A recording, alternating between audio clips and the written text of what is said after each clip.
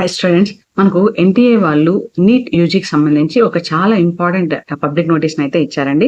ఈ public notice ఏంటి అంటే, వీళ్ళు ఎగ్జామినేషన్ సిటీ ఇన్ఫర్మేషన్ స్లిప్ అయితే వీళ్ళు ఇక్కడ మనకు ప్రొవైడ్ చేశారు. అంటే ఇంటిమేషన్ ఆఫ్ ఎగ్జామినేషన్ సిటీ అనమాట. ఈ ఇన్ఫర్మేషన్ ని మనకు ఒక పబ్లిక్ నోటీస్ లో ఇచ్చారు. నేను ఇక్కడ చూపిస్తున్నాను కదండి, ఇదే పబ్లిక్ నోటీస్ అనమాట.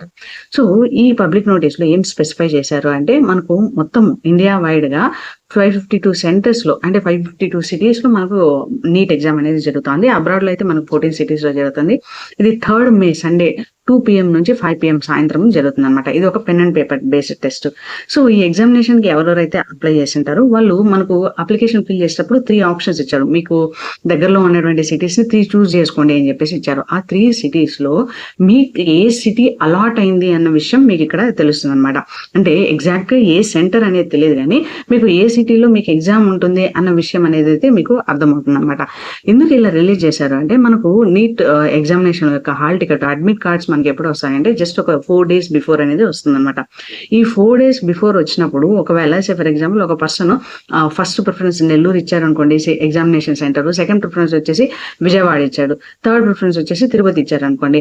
వాళ్ళు ఒకవేళ వాళ్ళకు ఫస్ట్ నెల్లూరు అనేది వాళ్ళకి నియరెస్ట్ ప్లేస్ అనుకోండి, కానీ వాళ్ళకు ఆ సిటీ అనేది అలాట్ అవ్వకుండా సెకండ్ ఆప్షన్ విజయవాడ అనేది అలాట్ అయింది అనుకోండి, వాళ్ళకి డిస్టెన్స్ పెరిగిపోతుంది కదా. ఎప్పుడు కానీ ఎగ్జామినేషన్ జరిగేటప్పుడు సేమ్ డే జర్నీ చేయడం అనేది అవాయిడ్ చేయండి. ఇప్పుడు వీళ్ళు ఏం చేస్తారు, వీళ్ళకి అవేర్నెస్ అనేది వస్తుంది. ఓకే, నా ఎగ్జామినేషన్ సెంటర్ ఫస్ట్ ప్రిఫరెన్స్ కాకుండా సెకండ్ ప్రిఫరెన్స్ విజయవాడ వచ్చింది అనే అవేర్నెస్ అనేది వస్తుంది.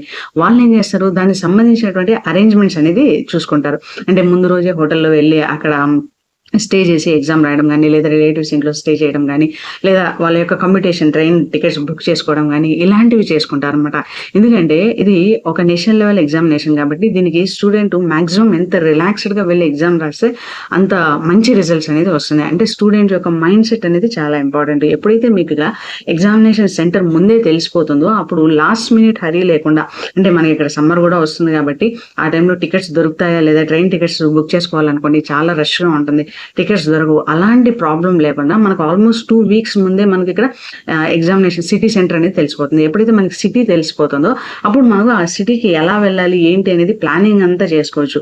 ఈ ప్లానింగ్ చేసుకోవడం కోసం లాస్ట్ మినిట్ లో ఉండేటువంటి రష్ ని కట్ డౌన్ చేయడం కోసం వీళ్ళు ఎన్టీఏ వాళ్ళు ఇలా సిటీ ఇన్ఫర్మేషన్ అయితే ఇచ్చేసారు అనమాట. ఈ ఇన్ఫర్మేషన్ ని మీరు ఎలా చెక్ చేసుకోవాలి అంటే, ఇక్కడ నీట్ వెబ్సైట్ ఇచ్చారు కానీ ఈ వెబ్సైట్ మీరు క్లిక్ చేసినట్లయితే మీకు ఇలాంటి ఒక పేజ్ అనేది ఓపెన్ అవుతుంది. ఈ పేజ్ లో మీకు ఇక్కడ చూసినట్లయితే క్యాండిడేట్ యాక్టివిటీ అనేసి ఉంటుంది. అందులో మీకు advance city information for NEET UG 2026 అని ఉంటుంది. మీరు దాన్ని క్లిక్ చేయగానే మీకు ఇలా ఒక పేజ్ అనేది ఓపెన్ అవుతుంది. ఈ పేజ్ లో మీకు ఇక్కడ application number, enter password, enter security pin అనేది ఉంటుంది. అంటే మీ అప్లికేషన్ నెంబరు, మీరు అప్లికేషన్ ఫిల్ చేసేటప్పుడు మీరు ఎంటర్ చేస్తుంటారు కదా, క్రియేట్ చేసిన పాస్వర్డ్, ఆ పాస్వర్డ్ ఇక్కడ మీరు రాయాలన్నమాట. ఒకవేళ పొరపాటున మీరు పాస్వర్డ్ మర్చిపోయినట్లయితే ఇక్కడ ఫర్గెట్ పాస్వర్డ్ అనేసి వస్తుంది. దీన్ని మీరు క్లిక్ చేసినట్లయితే మీ ఈమెయిల్ ఐడికి, మీ యొక్క మొబైల్ కి వెరిఫికేషన్ వస్తుంది. ఆ వెరిఫికేషన్ మీరు కంప్లీట్ చేసినట్లయితే మీకు పాస్వర్డ్ అనేది మళ్ళీ క్రియేట్ చేసుకోవచ్చు.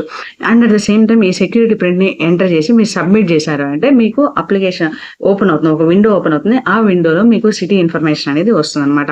ఆ సిటీ ఇన్ఫర్మేషన్ వచ్చింది అంటే మీ అప్లికేషన్ అప్రూవ్ అయిపోయినట్లు, మీ అప్లికేషన్ లో ఏం ప్రాబ్లం లేదు, మీరు గ్యారంటీగా ఎగ్జామ్ రాయొచ్చు అనేసి. కాకపోతే ఈ సిటీ జస్ట్ ఒక సిటీ ఇన్ఫర్మేషన్ మాత్రమే.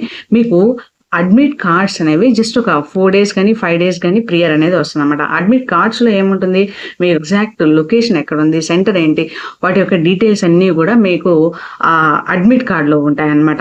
ఈ అడ్మిట్ కార్డు మీరు ప్రింట్ తీసుకునేసి వెళ్ళాలి. ఇది ఒక OMR షీట్ అనమాట. అంటే కంప్యూటర్ బేస్డ్ టెస్ట్ కాకుండా పెన్ అండ్ పేపర్ తో రాసేటువంటి ఎగ్జామ్ అనమాట.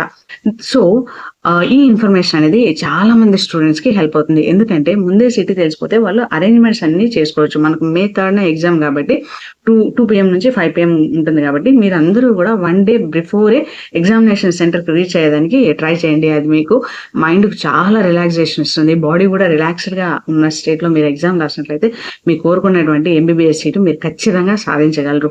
అండ్ మోస్ట్ ఇంపార్టెంట్, మీకు ఏ లొకేషన్ లో ఎగ్జామినేషన్ సెంటర్ అలాట్ చేశారో కింద కమెంట్స్ రూపంలో తెలియజేయండి. సో మాక్సిమం అందరికి ఫస్ట్ ప్రిఫరెన్స్ వచ్చిందా, సెకండ్ ప్రిఫరెన్స్ వచ్చిందా అన్న విషయం మాకు కూడా అర్థమవుతుంది.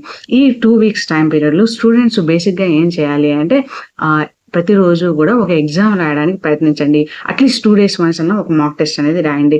కాకపోతే ఈ ఎగ్జామినేషన్‌లో చాలా మంది వెబ్‌సైట్స్‌లో ఏం చేస్తారంటే ఎయిదర్ పేపర్ టూ డిఫికల్ట్‌గా అన్నా ఇస్తారు. ఎయిదర్ పేపర్ టూ ఈజీగా అన్నా ఇచ్చేస్తారు.